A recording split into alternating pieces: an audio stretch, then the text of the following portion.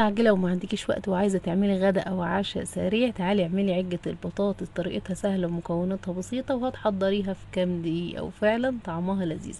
بس في الأول هاتي الطاسة حطي فيها ربع كوباية زيت صغيرة، وهاتي واحدتين 3 بطاطس قطعيهم شرايح رقيقة، وشوحي البطاطس كده لحد ما تدبل. بعد كده انزلي عليها بواحدتين بصل متقطعين شرايح وقلبيهم مع بعض لحد البصل ما يدبل.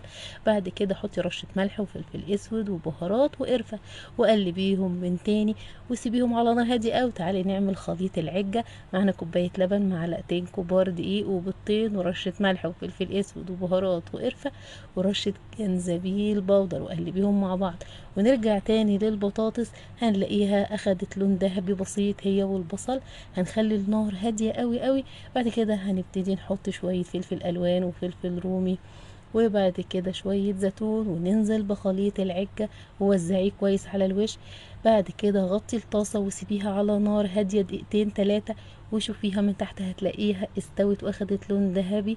بعد كده اقلبيها الناحية التانية وسيبيها برضو دقيقتين، هتلاقيها استوت من الناحية التانية. ولو حابة تزودي على الوش جبنة موتزاريلا زودي وحطي كام واحدة زيتون، وغطيها برضو من دقيقة لدقيقتين هتلاقي الجبنة ساحت. وجبة سهلة وسريعة ومكوناتها بسيطة، وفعلا هتعمليها في كام دقيقة وكلي أحلى عجة بطاطس للفطار وللعشاء.